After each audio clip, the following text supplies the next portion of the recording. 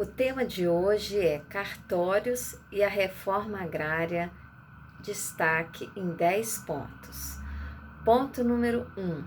A Lei 8.629 de 1993 regulamenta o tema reforma agrária a partir do artigo 184 da Constituição Federal.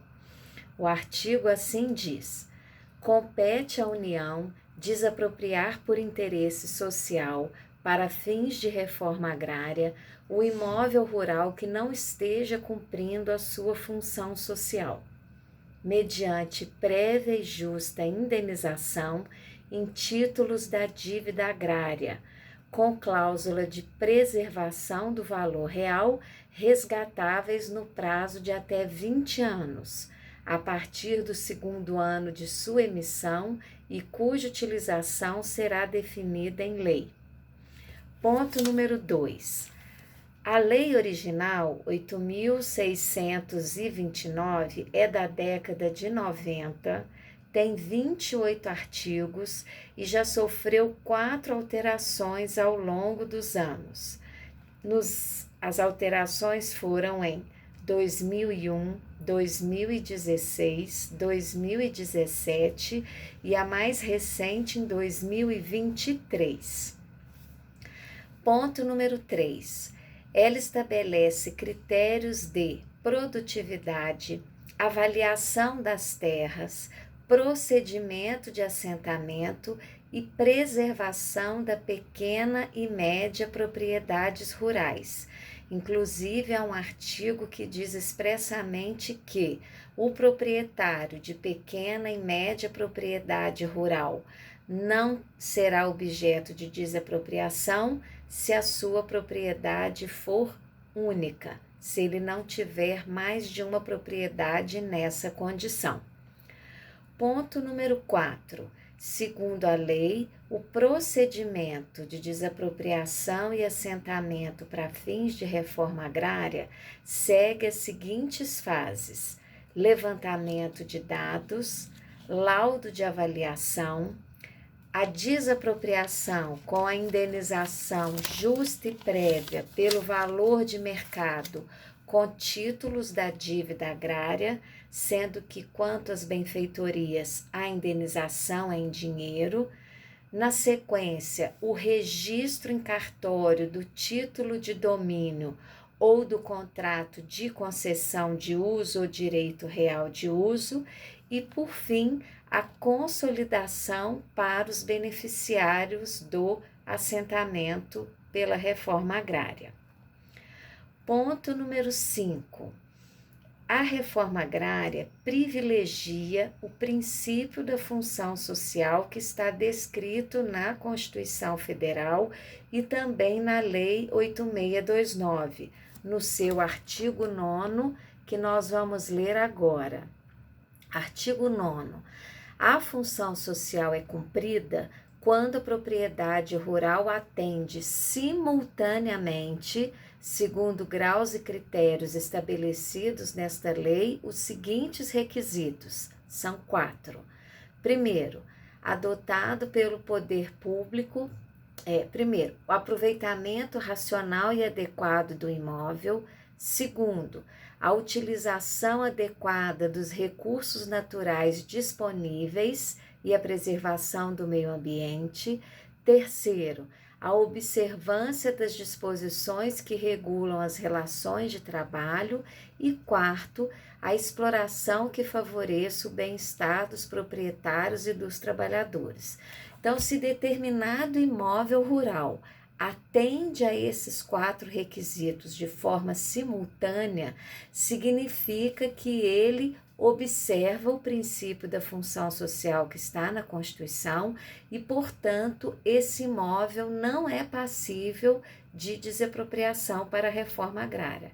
Agora, se ele não observar algum desses requisitos e mais todos os outros elementos que estão na Lei 8629, aí sim esse imóvel rural vai ser passível de promoção de assentamento para fins de reforma agrária. Ponto número 6 que nós vamos destacar, está no artigo 16 da lei, que fala que, efetuada a desapropriação, dentro de 3 anos do registro do título translativo de domínio, vai destinar a respectiva área aos beneficiários da reforma agrária, admitindo-se para tanto formas de exploração individual, condominial, cooperativa, associativa ou mista. Em geral, ela é deferida para o casal que está no contrato de casamento ou vive em união estável, ou então é deferida para o homem se não está a mulher presente, ou para a mulher se o homem não está presente. Então, vamos à leitura do artigo 16 da lei. Efetuada a desapropriação, o órgão expropriante, dentro do prazo de 3 anos, contados da data de registro do título translativo de domínio, destinará a respectiva área aos beneficiários da reforma agrária, admitindo-se para tanto formas de exploração individual, condominial, cooperativa, associativa ou mista. Ou seja, o assentamento ele é concedido para uma pessoa específica de forma individual, sempre uma pessoa natural, ou então de forma coletiva.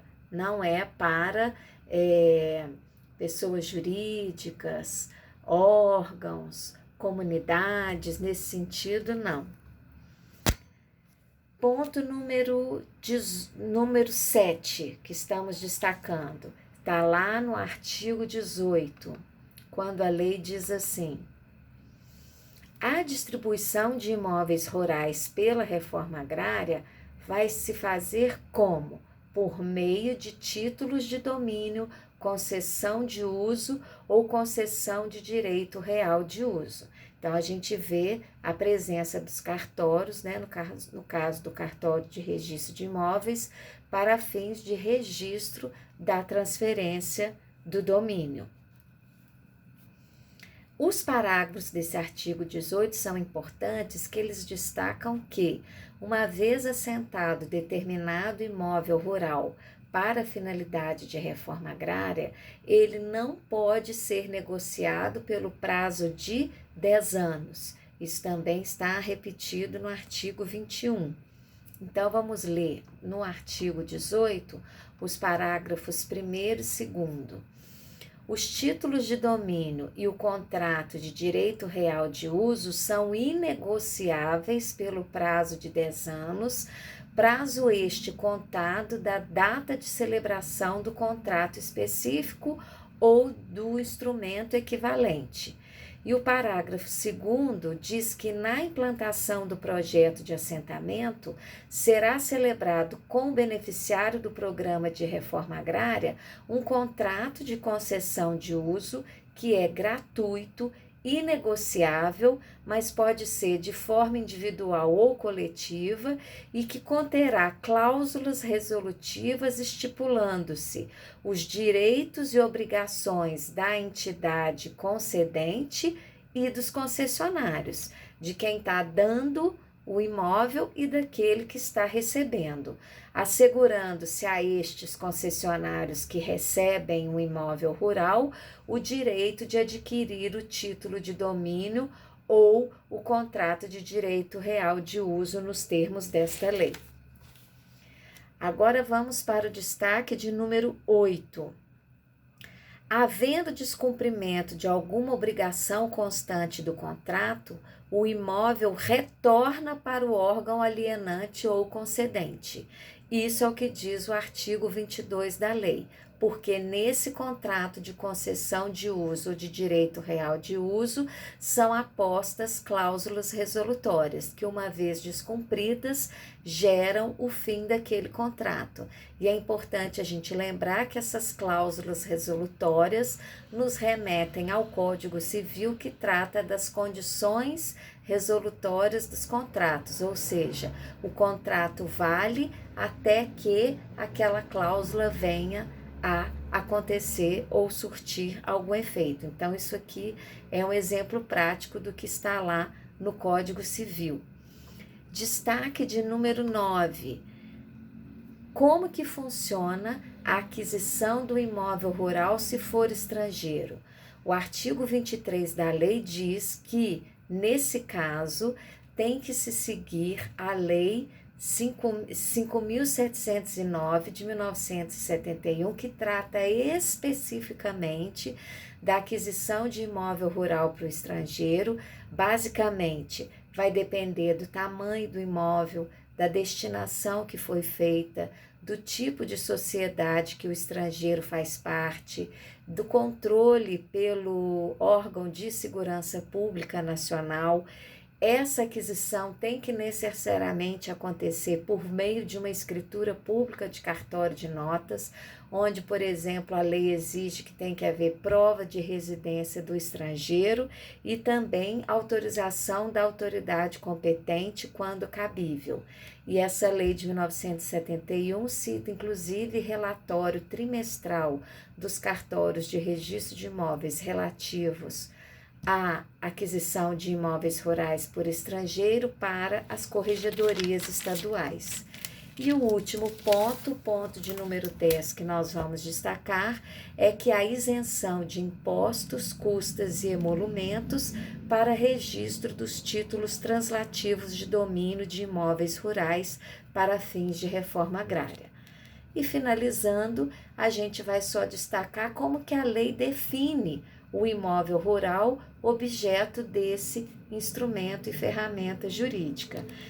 A lei diz, no artigo 4º, que imóvel rural é assim considerado o prédio rústico de área contínua, qualquer que seja a sua localização e que se destine ou possa destinar à exploração agrícola, pecuária, extrativa e vegetal, florestal ou agroindustrial.